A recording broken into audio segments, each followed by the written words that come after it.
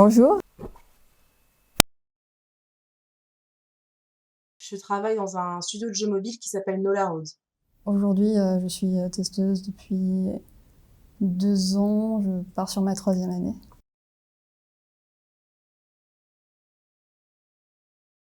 Je jouais aux jeux vidéo quand j'étais petite, mais en fait, je voyais pas le métier derrière. J'ai un rapport aux jeux vidéo qui est très familial, qui est du coup plutôt arcade. Le déclic, je l'ai eu fin lycée, peut-être une semaine avant la fin des admissions en post-bac. Mon futur métier sera quelque chose que j'aime, ce sera une passion et non pas une corvée.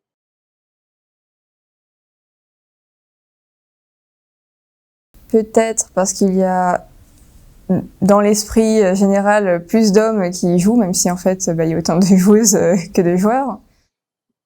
Peut-être que c'est ancré que les métiers de logique, c'est des métiers de garçons, comme les filières scientifiques en général en fait, alors que les métiers de conception, je les mettrais pas au même rang que les filières scientifiques en fait. Parce que c'est différent,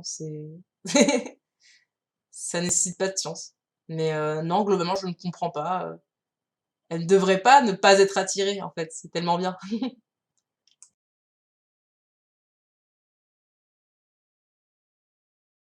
J'ai appris qu'il y avait un certain quota de femmes à avoir pour une formation. Et même pour certains métiers, ils ont besoin de certains nombres de femmes en développement, parce qu'il y en a moins.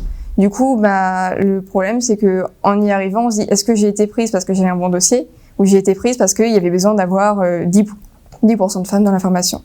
Donc finalement, c'était plutôt quelque chose de positif qui, en fait, allait pas tant que ça. J'ai eu des réflexions du type fais attention en disant que tu as fait de l'équitation et en disant que tu as été bénévole à la SPA, ça peut faire un peu trop girly. Donc j'avoue que sur ce point-là, ça a été compliqué à gérer, ça m'a mis pas mal le doute. Et à côté de ça, j'ai eu d'autres réflexions parce que mon CV était violet et on m'a dit que justement le violet ça pouvait faire un peu trop fille. Sauf que en fait en parlant avec mes camarades, on s'est dit que s'il y avait pas de photo et si m'ont changé mon prénom pour un nom masculin, très clairement que le CV soit violet, on s'en foutait, ça ne changeait absolument rien. Enfin, j'espère que le fait que je sois une femme m'ait pas claqué des portes. Ça m'a pas fait fermer des portes.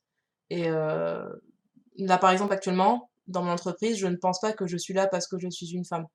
Lors de mes recherches, que ce soit de stage ou d'emploi, je pense que le fait d'être une femme a pas été le point le plus important, mais que ça a aidé d'une certaine manière.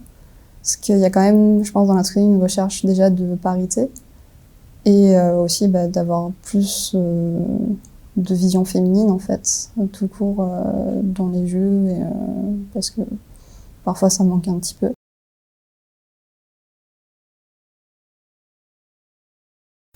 Peut-être que quand je joue à un jeu vidéo, j'aime bien qu'il y ait un personnage féminin ou que sinon les personnages féminins présents dans le jeu soient pas tout en petites culottes. Je pense qu'on ne peut pas comparer la créativité d'une femme par rapport à la créativité d'un homme. Je pense que sur ce point-là, nous sommes les deux sexes sont égaux. Laisser parler une femme pour son ressenti dans la création d'un jeu vidéo pourrait permettre de faire des jeux différents de ceux qui sont déjà créés pour l'instant. Et c'est assez difficile du coup pour une équipe de se dire est-ce qu'on demande à la femme de parler en tant que femme ou sinon on fait vraiment une équipe avec autant d'hommes que de femmes mais en laissant parler tout un chacun comme il le veut sans dire tu parles parce que tu as ce sexe-là. Moi, notamment sur le projet sur lequel je travaille, c'est un projet à cible plutôt masculine et j'ai l'impression qu'il y a vraiment beaucoup plus d'hommes du coup qui travaillent dessus. Alors que quand je vois des projets où la cible est plutôt féminine ou neutre, on pourrait dire, là c'est un peu plus mixte. Ou en tout cas, il y a quand même beaucoup plus de femmes.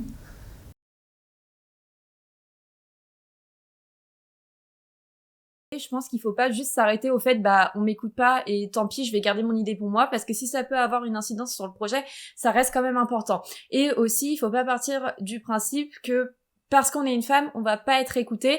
Je pense plutôt qu'il faut il faut prendre du poil de la bête et il faut réussir à s'imposer même si c'est très difficile.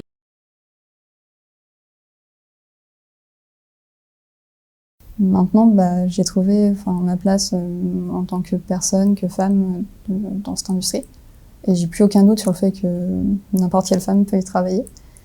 Et j'ai gagné vraiment beaucoup en confiance, en ouverture d'esprit, et j'ai perdu en timidité.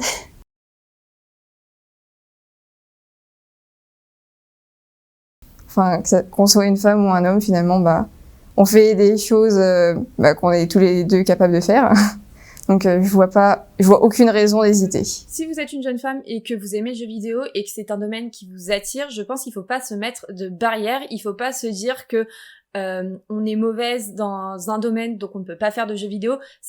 Il ne faut pas se dire ça. Je sors d'un bac agricole et je savais que en sortant de ce bac agricole que je voulais pas y rester et que le domaine du jeu vidéo m'intéressait.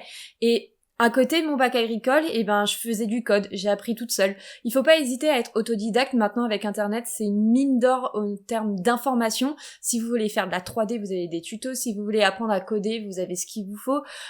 Si vous voulez être game designer, il y a plein de petites chaînes YouTube, des articles de journaux qui en traitent, etc. Si vous avez un bon niveau d'anglais, c'est une mine d'or d'informations. Et du coup, il ne faut pas hésiter à faire ces jeux et à se lancer. Si ça vous passionne et si vous avez envie de le faire, faites-le. Il ne faut pas se mettre de barrières à cause d'appréhension, notamment d'appréhension en termes de genre. Il faut pas se dire, je suis une fille, je vais me retrouver dans un milieu majoritairement masculin, ça va être compliqué. Je pense que plutôt, justement, il faut en faire une force et se dire que, même si on est une fille qui souhaite travailler dans le jeu vidéo, ça reste amplement faisable et on n'est pas différente par rapport à ce qu'un homme peut produire. On a les mêmes capacités et on est tout autant productive qu'un homme peut le faire. Just do it. Et oui, vraiment se donner à fond et jamais abandonner ce rêve.